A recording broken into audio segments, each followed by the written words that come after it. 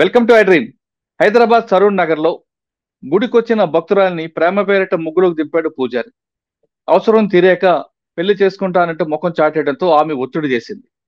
దాంతో అతను విసిగిపోయినట్లుగా నటిస్తూ ప్రేమిస్తున్నట్లుగా మాట్లాడుతూ ఆమెను తీసుకుని వెళ్లి అత్యంత కిరాతంగా మర్డర్ చేశాడు. మర్డర్ చేసిన తర్వాత కూడా కారులో డిక్కీలో పెట్టుకుని 2 రోజులు ఉంచి తర్వాత సెప్టిక్ ట్యాంక్ లో పూడ్చివేశాడు. ఆ కేసు శంషాబాద్ లో రిజిస్టర్ అవుతుంది. తర్వాత ఆ కేసు కొంతకాలం తర్వాత ఏం జరిగిన విషయం చాలా మంది తెలియదు. కానీ ఆ కేసులో ఈ రోజు అమ్మాయి అప్సర, చనిపోయిన మృతురాలి పేరు అప్సర, ఆమెను చంపిన పూజారి సాయికృష్ణకి కోర్టు యావజ్జీవ కారాగార శిక్ష విధించడం పాటు 10 లక్షల రూపాయలు జరిమానా విధించింది. అంటే ఆ కేసులో ఎంత పర్ఫెక్ట్ గా ఇన్వెస్టిగేషన్ చేస్తే, చార్జ్ షీట్ వేస్తే కోర్టు ముందు ప్రొజెక్ట్ చేస్తేనే ఆ పూజారికి శిక్ష పడింది.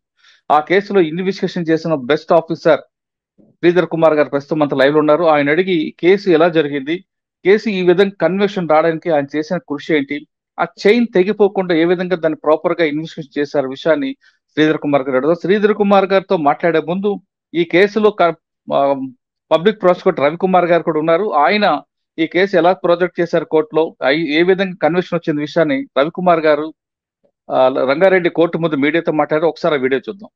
2023 జూన్లో సరూర్నగర్కి సంబంధించినటువంటి అప్సరని వెంకట సాయి కృష్ణ అని సరూర్నగర్కి సంబంధించినటువంటి బంగారు మైసమ్మ టెంపుల్లో పూజారిగా ఉండేటువంటి వ్యక్తి హత్య చేసి ఆ తర్వాత టెంపుల్ వెనకాల ఉన్నటువంటి సరూర్నగర్ మండల ఆఫీస్, రిజిస్ట్రేషన్ ఆఫీస్ పక్కన ఉండేటువంటి ఒక డ్రైనేజ్ పిట్ లో డెడ్ బాడీని వేసి అక్కడ పూడ్చిపెట్టడం జరిగింది. ఆ తర్వాత ఆ అబ్బాయి కంప్లైంట్ ఇవ్వడం జరిగింది. కంప్లైంట్ ఇచ్చిన తర్వాత ఇన్వెస్టిగేషన్ ప్రారంభించినటువంటి శంషాబాద్ పోలీసులు, అదేవిధంగా ఆర్జీఐ పోలీసులు ఈ హత్య వెనకాల ఇతని ప్రమేయమే ఉందని పూర్తిగా నిర్ధారించడం జరిగింది. అమ్మాయితో ఉన్నటువంటి సాన్నిధ్యంతో శారీరకంగా వారిద్దరి మధ్య సాన్నిధ్యం పెరిగిన తర్వాత అమ్మాయిని పెళ్లి చేసుకుంటానని హామీ ఇవ్వడం జరిగింది. పెళ్లి చేసుకుంటానని హామీ తర్వాత అమ్మాయి ఎన్నిసార్లు మాట్లాడినా కూడా అతను తప్పించుకునేటువంటి ప్రయత్నం చేస్తున్నటువంటి క్రమంలో ఆమె వారి కుటుంబ సభ్యులకు, మీ కుటుంబ సభ్యులకు మేము తీసుకొస్తానని చెప్పడంతో భయపడినటువంటి వెంకట సాయి కృష్ణ ఈ అమ్మాయిని చంపేయాలనే నిర్ణయం తీసుకోవడం జరిగింది. దాంట్లో భాగంగానే జూలైలో శంషాబాద్ కు తీసుకెళ్లి మర్డర్ చేసిన తర్వాత అమ్మాయిని తీసుకొచ్చి సరూర్నగర్ లో పూడ్చిపెట్టడం జరిగింది. ఫిర్యాదును కేసు నమోదు చేసుకున్నటువంటి ఆర్జీఐ పోలీసులు ఆ తర్వాత కేసు శంషాబాద్ పిఎస్ కి ట్రాన్స్ఫర్ కావడం జరిగింది. ఇద్దరు కూడా దీన్ని పూర్తి స్థాయిలో దర్యాప్తు నిర్వహించడం జరిగింది. కోర్టులో దాదాపు 38 మందితో ఛార్జ్ షీట్ దాఖలు చేసిండ్రు. మేము ఇవాళ 28 మంది సాక్షులను కోర్టులో ప్రొడ్యూస్ చేయడం జరిగింది. సాక్ష్యాలను పరిశీలించినటువంటి న్యాయస్థానం నిందితుడికి యావజ్జీవ కారాగార శిక్ష, అదేవిధంగా సాక్ష్యాలను తారుమారు చేసినందుకు 7 సంవత్సరాల జైలు శిక్ష విధిస్తూ బాధితురాలి కుటుంబానికి 10 లక్షల రూపాయల నష్టపరిహారం కూడా ఇవ్వాలని తీర్పునివ్వడం జరిగింది. ఇంకా మనం ఒకసారి వెనక్కి వెళ్తే అసలు ఆ రోజు ఎలా జరిగింది, ఆ కేసు ఇన్వెస్టిగేషన్ ఎలా చేశారనే విషయం శ్రీధర్ కుమార్ గారు అడుగుదాం. శ్రీధర్ గారు నమస్తే అండి. నమస్తే సార్. సార్ ఫస్ట్ మీకు కంగ్రాచులేషన్స్. ఎందుకంటే ఒక కేసులో ఒక ఐఓకి కేసులో కన్విక్షన్ వస్తేనే ఆ కేసు యొక్క బెనిఫిట్ ఉంటుంది, సాటిస్ఫాక్షన్ కనిపిస్తుంది. లేదంటే అరెస్ట్ చేసాం, కోర్టులో పంపించాం, ఛార్జ్ షీట్ వేసాం, తర్వాత అది బొమ్మ అనిపించుకోవడం కాకుండా మీరు పక్కాగా చేయబట్టి ఆ కేసులో కన్విక్షన్ వచ్చింది. మీకు చెప్పాలంటే one of the best investigation officer అని కూడా మీకు అవార్డు కూడా వచ్చే అవకాశం కనిపిస్తుంది. Thank you sir. ఆ రోజు ఏం జరిగింది, మీకు ఎఫ్ఐఆర్ అంటే సంఘటన అంతా కూడా సరూర్నగర్ లో జరిగితే మీ దగ్గరికి ఏ విధంగా వచ్చిందండి? సార్, ఈ FIR first Apsara missing case మా పక్కన శంషాబాద్ ఎయిర్పోర్ట్ పోలీస్ స్టేషన్ లో రిజిస్టర్ అయింది. డ్రామాటికల్ గా ఎవరైతే అక్యూజ్డ్ ఉండో అతనే వీళ్ళిద్దరి పరిచయం ఉండి అతను కోయంబత్తూరు వెళ్దామని చెప్పేసి వచ్చేసి శంషాబాద్ లో మర్డర్ చేసి మళ్ళీ ఏం తెలియనట్టు నెక్స్ట్ 2 రోజుల తర్వాత వాళ్ళ మదర్ కు, అమ్మాయి అప్సరా మదర్ అరుణ గారికి కలిస్తే ఏమైంది అంటే కోయంబత్తూరు నేను కాకుండా భద్రాచలం పోవాలి, ఫ్రెండ్స్ తో పోతా అని చెప్పడం జరిగింది. ఇంకా రాలేదంటే ఫోన్ స్విచ్ ఆఫ్ ఉందంటే ఆమె భయంతోని కేసు పెడదామంటే సరూర్నగర్ లో వద్దు కేసు, అక్కడే శంషాబాద్ లాస్ట్ కదని చెప్పేసి శంషాబాద్ తీసుకుని వచ్చేసి అతనే వాళ్ళ బ్రదర్ సిస్టర్, అరుణ సిస్టర్ అవుతుందని చెప్పేసి బ్రదర్ అని చెప్పేసి కంప్లైంట్ గా అక్కడ మిస్సింగ్ కేసు రిజిస్టర్ చేయడం జరుగుతుంది. అంటే పార్టీ కంప్లైంట్ ఇప్పిస్తాడు, అతనే కంప్లైంట్ ఇస్తాడు. చాలా తెలివైన కంప్లైంట్ ఇచ్చిన తర్వాత అక్కడ టెక్నికల్ ఎవిడెన్స్ తోని అక్కడ ఐఓ గారు భానుమతి ఎస్ఐ, అదేవిధంగా ఇన్స్పెక్టర్ రాపోల్ శ్రీనివాస్ గారు దాన్ని ప్రతిష్టాత్మక తీసుకొని ఆ మిస్సింగ్ కేసు టెక్నికల్ ఎవిడెన్స్ తోని ఇతని మీద డౌట్ తోని ఒక 1-2 days లో ఆ ఆ యొక్క ఆ, దీన్ని మర్డర్ కేసుగా ఆ అనుమానించేసి అతను ఇంట్రాగేట్ చేస్తే అతను కన్ఫెస్ చేస్తాడు. అక్కడ కన్ఫెజేషన్ లో భాగంగా అతను ఎక్కడ చనిపోయినారు మొత్తం డీటెయిల్ చెప్పడంతోని అతను కన్ఫెషన్ లో ఏముంటుందంటే ఈ Narkuda Shamshabad rural police station సంబంధించి నర్కుడ అవుట్స్కర్ట్స్ లో నైట్ తీసుకుపోయేసి ఆ అక్కడ చంపేసి రిటర్న్ డెడ్ బాడీని తిరిగి సరూర్ నగర్ వాళ్ళ ఇంటి దగ్గర అపార్ట్మెంట్ లో అదే వెహికల్ ఉంచేసి మళ్ళీ 1 day తర్వాత స్మెల్ వస్తుందని చెప్పేసి ఎక్కడ పెట్టాలో అర్థం కాక మొత్తం తిరిగేసేసి last SRO office back side ఒక డ్రైనేజ్ దాంట్లో పడేసేసి అక్కడ ఆ ఎర్రమట్టి వేపించేసి దానిపైన సిమెంట్ వేపించేసి పూడ్చిపెట్టడం జరిగిందని చెప్పేసి ఆ కన్ఫెషన్ లో చెప్పడం జరిగింది. అంటే వీళ్ళిద్దరు పరిచయం, ఈ వాళ్ళిద్దరు అమ్మాయి చనిపోయిన ఆమె ఏమో కోయంబత్తూరు, ఈయన సరూర్ నగర్. వీళ్ళిద్దరికి పరిచయం ఎక్కడ వచ్చిందండి? యాక్చువల్ గా వాళ్ళ మదరు, అమ్మాయి వాళ్ళ మదరు ఇక్కడికి సరూర్ నగర్ వచ్చారు. సరూర్ నగర్ వచ్చిన తర్వాత ఈమె కూడా ఆ మధ్యలోనే చనిపోయి 5-6 months బ్యాక్ అక్కడికి వచ్చేసి అక్కడి నుంచి రెగ్యులర్ గా టెంపుల్ కి వెళ్ళడం ఆ అమ్మాయికి అలవాటు చేసుకుంటే ఆ టెంపుల్ లో ఇతను పరిచయం అయ్యిండు. ఈ అంటే పరిచయం అమ్మాయికి ఆల్రెడీ అయిపోయి పెళ్ళయిందా? పెళ్ళై డైవర్స్ అని చెప్పినారు. వాళ్ళతో ఆ డిప్రెషన్ లో ఉన్న అమ్మాయి రోజు టెంపుల్ కి వస్తుంటే అట్ట ఇతనితో పరిచయం అయింది. ఇతనితో పరిచయం అయితే ఇతను ఆ అమ్మాయి ఇతని ఫ్రెండ్స్ కొంతమంది కలిసేసి మన బయటికి అవుట్ సైడ్ టూర్స్ కూడా వెళ్ళడం జరిగింది. దాంట్లో ఎక్కువ క్లోజ్నెస్ ఉండడం, ఇద్దరి మధ్యన వాట్సాప్ చాటింగ్, ఫొటోస్ ఇవన్నీ కూడా ఉండడం. ఆ ఇంటిమసీతోని ఇతనికి ఆల్రెడీ మ్యారేజ్ అయ్యి ఒక చిన్న పాప కూడా ఉంది. ఈ ఆ తర్వాత ఇద్దరి మధ్యన క్లోజ్ రిలేషన్ ఏర్పడి ఈ యొక్క ఇన్సిడెంట్ జరిగిందన్నమాట. అంటే పెళ్లి చేసుకుంటాను అన్నాడండి, లేదా కేవలం మ్యారేజ్ చేసుకుంటా అని చెప్పేసి చెప్పడం జరిగింది. ఆ తర్వాత మళ్ళీ ఇతనికి మ్యారేజ్ ఉంది, మళ్ళీ ఎందుకు అని చెప్పేసి ఆమెకు నో అని చెప్పడంతో ఆమె ఇతని మీద ఆ, అది కేసు పెడతాను కానీ లేకపోతే నీ సంగతి చూస్తా ఇటువంటి దాంతో ఉండటం వల్ల ఇతను భయపడిపోయి ఇది చేసినట్టుగా మన ఇన్వెస్టిగేషన్ తెలుసు. ఓకే సార్, ఎయిర్పోర్ట్ వరకు తీసుకొచ్చిన తర్వాత అటువైపు ఎందుకు తీసుకెళ్లాడండి? చంపాలనే ఉద్దేశంతో తీసుకెళ్లాడా, లేదా ప్రీ ప్లాంట్ ఏ ఉందంట? ఇతను ప్రీ ప్లాన్డ్. ఇతను అంతకుముందే ఎప్పటి నుంచో ఈమెని తొలగించుకోవాలనే ఉద్దేశంతో ఆ ప్లానింగ్ లోని భాగంగా అక్కడికి మన కోయంబత్తూరు పోదామని చెప్పేసి ఆమెకు చెప్పేసి శంషాబాద్ రాగానే శంషాబాద్ లో కోయంబత్తూరు టికెట్లు ఏం తీసుకోలేదు అని చెప్పేసి చెప్పడంతో ఇద్దరి మధ్యన ఆర్గ్యుమెంట్ అవుతుంది. మళ్ళీ ఆమెని కూల్ చేయడానికి ఈ అవుట్స్కట్స్ పోయి తిరుగుదాము. అంతకుముందు అక్కడ గోశాలకు అప్పుడప్పుడు వచ్చేటోడని చెప్పాడు అతను. అది నరకుడ బ్యాక్ సైడ్ ఉన్న గోశాలకు ఎట్లా వెళ్దామని చెప్పేసి పోతూ అక్కడ రాళ్ళగూడ దగ్గర ఒకటి బిర్యానీ పాయింట్ ఉంటది. ఆ బిర్యానీ పాయింట్ లో అతను టిఫిన్ చేయడం జరుగుతుంది. ఆమె కూడా నైట్ అరౌండ్ 10-10:30 టైంలో ఆ తర్వాత టువర్డ్స్ శంషాబాద్ నర్కుడ అవుట్స్కట్స్ పోయి ఆ గోశాల అరౌండ్ తిరిగేసి రిటర్న్ లో ఈ నర్కుడ పక్క ఉంటే ఒక వెంచర్ ఉంటది. ఆ వెంచర్ లో తీసుకెళ్లేసి ఆమెని ఇతని ప్లాన్ లో భాగంగా ఆయన వెంబడి తెచ్చుకున్నట్టు ఆయుధం రాయితోని బలంగా కొట్టడం, దానికంటే ముందు ఆ యొక్క కవరు కప్పి కవర్ కప్పడంతోనే ఆమె పడుకున్నదల్లా లేచి ఒకటేసారి అతన్ని అడ్డగించడం చేయడంతో ఇమ్మీడియట్ గా అతను ఏం చేస్తారంటే తీసుకున్న రాయితోని తల మీద పదే పదే మోపడంతో అక్కడే చనిపోతారు. చనిపోయిన తర్వాత సరూర్ నగర్ తీసుకెళ్లేసి రిమైనింగ్ అతను ఏమైతే అనుకుంటో ఆ విధంగా చేయడం. అయితే దాంట్లో ఎయిర్పోర్ట్ ఇన్స్పెక్టర్ రాబోల్ శ్రీనివాస్ గారు కూడా ఇమ్మీడియట్ గా ఇతను చెప్పిన కన్ఫెషన్ భాగంగా టెక్నికల్ ఎవిడెన్స్ తోని సీసీ కెమెరాలు అన్ని వెరిఫై చేసుకుని ఇతని మీద అనుమానం వస్తే అతను ఇంట్రాగేట్ చేస్తే అప్పుడు ఒప్పుకుంటాడు అనమాట.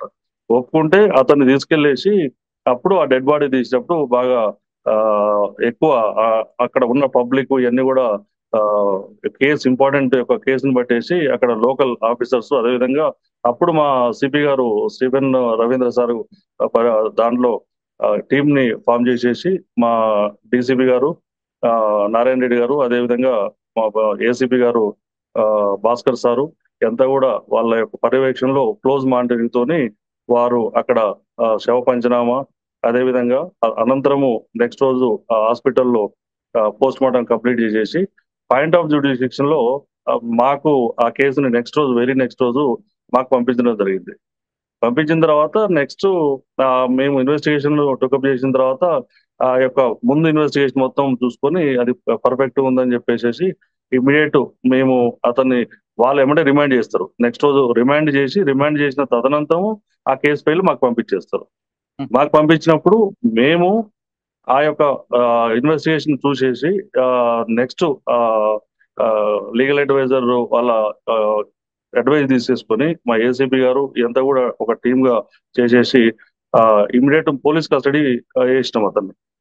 పోలీస్ కస్టడీ వేసినప్పుడు ఒక 3 days పోలీస్ కస్టడీ ఇవ్వడం జరిగింది. ఎప్పుడైతే అక్యూజ్డ్ పోలీస్ కస్టడీ తీసుకున్నామో అప్పుడు మొత్తం మళ్ళీ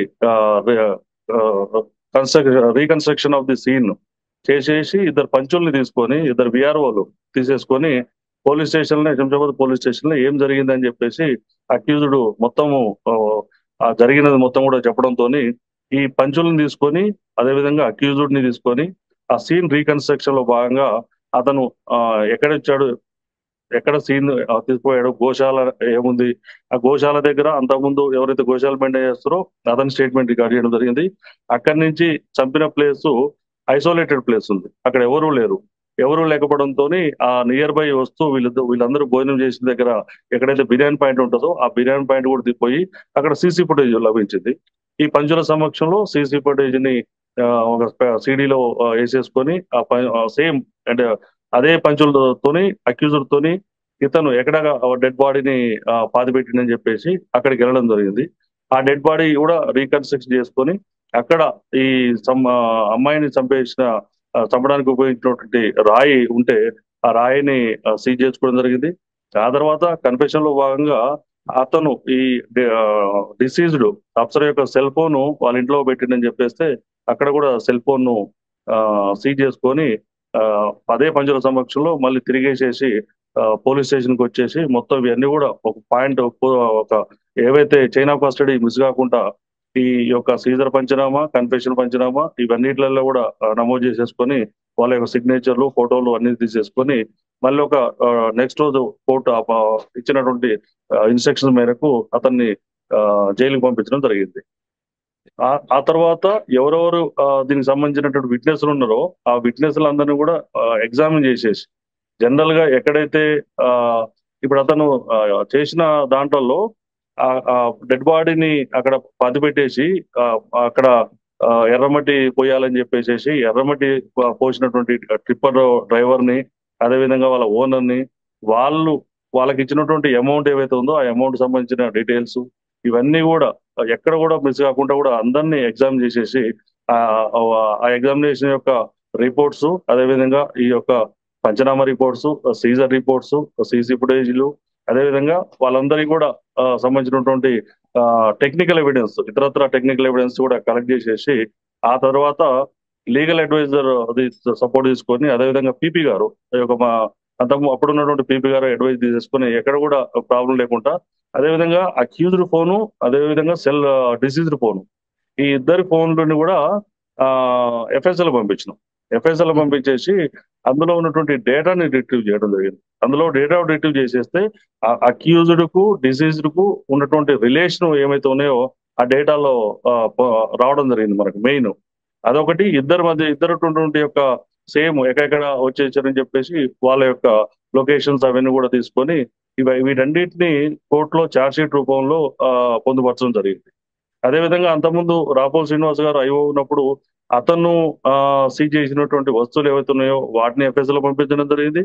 అదేవిధంగా అతను ఈ యొక్క మన మర్డర్ కు భాగంగా యూజ్ చేసినటువంటి కార్ని కూడా వారు సీజ్ చేశారు. దాంట్లో ఉన్నటువంటి మన బ్లడ్ స్టెయిన్స్ ఇవన్నిటిని కూడా క్లూస్ టీమ్ తోని తీసుకోవడం జరిగింది. తీసుకొని వాళ్ళ సాయంతో కలెక్ట్ చేసేసి ఆ కార్ యొక్క పార్ట్స్ ని అదేవిధంగా అక్కడ సీన్ ఆఫ్ అఫెన్స్ లో ఏవైతే దొరికినాయో వాటన్నింటిని కూడా ఎఫ్ఎస్ఎల్ పంపించడం జరిగింది. ఆ ఎఫ్ఎస్ఎల్ రిపోర్ట్ తీసుకోవడము అదేవిధంగా రెండు సెల్ ఫోన్స్ యొక్క కాల్ డేటా ఇచ్చినటువంటి మేడము అంజనా మేడము వారు కూడా కోర్టుకు వచ్చేసి ఒక ఎవిడెన్స్ ఇవ్వడం జరిగింది. వారు ఇచ్చిన ఎవిడెన్స్ కూడా చాలా అంటే దీనికి ఒక కేసుకు చాలా బలం చేకూరింది అనమాట. అంటే ఎప్పుడు కూడా కన్విక్షన్ రావాలంటే అక్యూజ్డ్ క్రైమ్ సీన్ కు లింక్ చేయాలి. అక్యూజ్డ్ కు డిసీజ్డ్ కు ఉన్నటువంటి రిలేషన్ ఏవైతే ఉందో దాన్ని ప్రూవ్ చేయాల్సి ఉంటుంది. వీటన్నిటిని మనం ఒక పద్ధతి ప్రకారంగా చేసినప్పుడే అక్కడ గౌరవ న్యాయస్థానం అయితే ఉందో దాన్ని నమ్మి దీనికి అక్యూజ్డ్ కు దీనికి సంబంధం ఉందని చెప్పేసి ఆ కన్విక్షన్ ఇవ్వడం జరుగుతుంది అనమాట. మీకు ఎక్కడో ఈ మొత్తం ఈ జర్నీలో ఎక్కడో ఒక దగ్గర ఒక ఛాలెంజ్ వచ్చి ఉంటది. ఛాలెంజ్ వచ్చింది లాస్ట్ లో కన్విక్షన్ ట్రయల్ టైంలో ఏమైందంటే మేము ఆల్మోస్ట్ 3-4 days మమ్మల్ని డిఫెన్స్ లాయర్ గారు చాలా క్వశ్చన్లు అడిగినారు. మేము ఆయన తీసుకున్న లైన్ ఏంటండి డిఫెన్స్ గారు? ఆయన తీసుకున్నది లైన్ లో మేము కాల్ డీటెయిల్స్ ఏవైతే పంపించినామో ఆ కాల్ డీటెయిల్స్ పంపించినప్పుడు ఆ లొకేషన్స్ సంబంధించినటువంటి పేపర్ కట్ అయింది.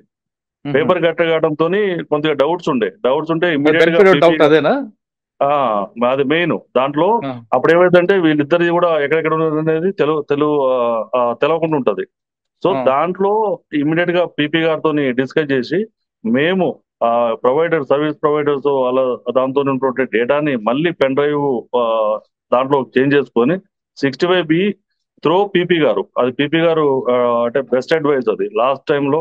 అది కనుక ఒకవేళ మనం చేయలేకున్నట్లయితే వీళ్ళ మధ్యలో లింక్ కట్ అయ్యేది. అప్పుడు కూడా ఒక సస్పీషియస్ ఉండేది అనమాట. బెనిఫిట్ ఆఫ్ డౌట్ అనేది ఎట్టి పరిస్థితులు ఉండకూడదు. అది లాస్ట్ మూమెంట్ లో ట్రయల్ ఫైండింగ్ మూమెంట్ లో కూడా మేము ఒక 4-5 days దీని మీద వర్కౌట్ చేసి లోకల్ ఎస్హెచ్ఓ గారు, ఇప్పుడున్నటువంటి ఎస్హెచ్ఓ గారు నరేంద్ర రెడ్డి గారికి అది చెప్పడం వల్ల ఇమ్మీడియట్ గా సిస్టమ్ లో ఉన్నటువంటి ఆ డేటాని ఇవ్వడం జరిగింది. దీనికి CDOs court duty officer Rama Reddy గారు, ఇప్పుడు ఏఎస్ఐ వారు బాగా పని చేసినాడు. పీపీ గారు రవికుమార్ గారు యొక్క అడ్వైజ్ చాలా వర్కౌట్ అయింది దీంట్లో. సార్ మొత్తం మీద కేసులో కన్విక్షన్ వచ్చింది, కానీ మీరేమైనా డెత్ సెంటెన్స్ గురించి ఆలోచించారా? వస్తుందని ఆశించారా ఏమైనా? డెత్ సెంటెన్స్ అనేది ఇంకా దాని గురించి అయితే ఆలోచించలేదు. ఖచ్చితంగా కన్విక్షన్ ఆశించారా అంటున్నా. ఆశించడం అయితే ఆశించలేదు, డెత్ అయితే ఆశించలేదు. సార్ మీరు అంత మాట్లాడినప్పుడు ఏమంటాడండి పూజారి గారు? పూజారి గారు ఉన్నదన్నట్టు చెప్పారు, ఏం జరిగిందో చెప్పారు. ఫస్ట్ చెప్పలేదు, నా ముందున్న ఐఓ గారి దగ్గర చెప్పలేదు. అతను ఆ సీసీ ఫుటేజ్ ఇవన్నీ చూసేసరికి అప్పుడు నిజం ఒప్పుకోక తప్పలేదు. ఓకే సార్, ఫైనల్ గా చెప్పండి, ఇటువంటి కేసులు వచ్చినప్పుడు ఇన్వెస్టిగేషన్ ఏ విధంగా చేయాలంటారు లింకప్ తగ్గిపోకుండా? ఎక్కడైనా అండి ఏ ఇన్వెస్టిగేషన్ అయినా కూడా first right from the FIR నుంచి ఎఫ్ఐఆర్ లో 5 Ws 1 H అనేది ఖచ్చితంగా మెయింటైన్ చేయాల్సి ఉంటది. అదే విధంగా సీన్ లోకి వెళ్ళాలి. సీన్ లోకి వెళ్ళడం కానీ, సీన్ ఎగ్జామినేషన్ కానీ, అదే విధంగా సీన్ లో ఏవైతే ఉన్నాయో అవన్నీ కూడా ఫోటోగ్రఫీ చేయడం కానీ, ఆ తర్వాత అక్యూజ్డ్ కన్ఫెషన్ కానీ, కన్ఫెషన్ కూడా పంచుల సమక్షంలో ఖచ్చితంగా చెప్పినట్లయితే ఆ యొక్క పంచులు కూడా at the time of trial వాళ్ళు మర్చిపోరు. ఆ యొక్క పంచుల్ని మనం సీన్ తీసుకుపోవడము, అదే విధంగా ఈ యొక్క సీన్ నుంచి మనము ఎక్కడైతే ఇప్పుడు మనం శంషాబాద్ నుంచి సరూర్ నగర్ కూడా వాళ్ళని మా 2 వెహికల్ పెట్టేసి తీసుకుపోవడం వల్ల వాళ్ళకు గుర్తుంటుంది పక్క. మనం ఏదో బయట ఇవన్నీ కాకుండా మనము రాసేసి ఇగో ఇట్లా చెప్పాలంటే ఎవరికి గుర్తుండదు. మెయిన్ దాని మీద అనమాట. నేను ఇంతకుముందు కూడా షాద్నగర్ లో ఎస్హెచ్ఓ చేసినప్పుడు దాదాపు ఒక 10 సెషన్ ట్రయల్ కేసులలో కన్విక్షన్ వచ్చింది. ఒక దాంట్లో కూడా 4 మర్డర్ కేసులలో లైఫ్ కన్విక్షన్ వచ్చింది. అప్పుడు కూడా ఫరూక్ నగర్ అనేది ఒక మన దీంట్లో ఒక 2 కమ్యూనల్ ప్రాబ్లం దాంట్లో కూడా కన్విక్షన్ లైఫ్ రావడం జరిగింది. అదే విధంగా ఇంకొక 3 మర్డర్ కేసులలో వచ్చింది. ఒక 2 రాబరీలలో వచ్చింది. 2 307 లో కూడా వచ్చినాయి అనమాట. ఇవన్నీ కూడా ఏమైతే అంటే మనం ఒక్కళ్ళకే తెలుసు అనేది కాకుండా దానికి ఒక team right from the constable officer నుంచి మొదలు పెట్టుకుంటే మీ ఇన్స్పెక్టరు, అదే విధంగా ఏసీపీ వాళ్ళ మా పై ఆఫీసర్ ఏసీపీ డీసీపీ వాళ్ళ అడ్వైజ్ కూడా తీసుకుంటే ఏంటంటే వాళ్ళ ఎక్స్పీరియన్స్ దీనికి యూజ్ అవుతుంది. ఫైనల్ గా లీగల్ అడ్వైజర్స్ మాకు సైబరాబాద్ లో లీగల్ అడ్వైజర్స్ యొక్క రోల్ చాలా బాగుంటది. ఎప్పుడు అడిగినా కూడా, ఎప్పుడు ఫోన్ చేసినా కూడా ఇమ్మీడియట్ రెస్పాండ్ అవుతారు. ఇమ్మీడియట్ గా మనం అడిగిన దానికి చెప్తుంటారు. మా ఫైనల్ ఛార్జ్ షీట్ లో అప్పుడు ఉన్నటువంటి మాకు లీగల్ అడ్వైజర్లు మొత్తం తరోవ చూసేసి చిన్న ల్యాబ్సెస్ ఉంటే అలా ల్యాబ్సెస్ ఉన్నాయని చెప్పి చేయడం వల్ల మళ్ళీ దాన్ని తీసి రెక్టిఫై చేసుకొని సబ్మిట్ చేసేది అనమాట. అప్పుడున్న మల్లారెడ్డి గారు, రిటైర్డ్ ఎస్పీ గారు మల్లారెడ్డి గారు దానికి బాగా అడ్వైజ్ ఉపయోగపడ్డాయి. అదేవిధంగా బాలబుచ్చయ్య గారు, లీగల్ అడ్వైజర్ బాలబుచ్చయ్య గారు, రేవారెడ్డి గారు, ఎస్పెషల్లీ స్టీఫెన్ సారు, మా సిపి సార్ కూడా పర్సనల్ గా దీన్ని తీసేసుకొని మానిటర్ చేయడం జరిగింది.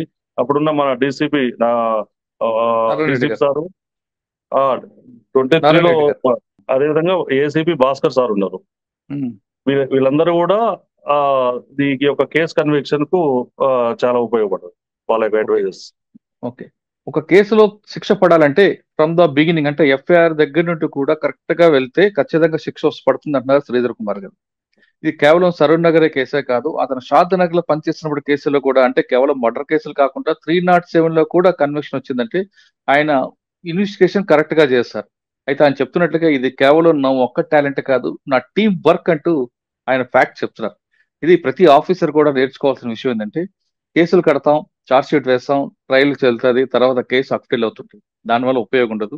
ఎప్పుడైతే కన్విక్షన్ వస్తుందో, నేరం చేసే శిక్ష పడతాదని మెసేజ్ జనాల్లోకి వస్తుందో, ఖచ్చితంగా చేయాల్సిన క్రిమినల్ కి ఒక భయం వస్తుంది. అంతేకాకుండా ప్రజల్లో పోలీసులకి న్యాయస్థానం పట్ల నమ్మకం కుడుతుంది, గౌరవం వస్తుంది అనే విషయం శ్రీధర్ కుమార్ గారు చేసిన ఇన్వెస్టిగేషన్ బట్టి తెలుస్తుంది. ఇది శ్రీధర్ కుమార్ గారితో ఎక్స్క్లూజివ్ ఇంటర్వ్యూ. వచ్చే వారం మరో ఇష్యూలో మళ్ళీ కలుద్దాం. అంతవరకు నమస్తే అండి. Thank you very much sir.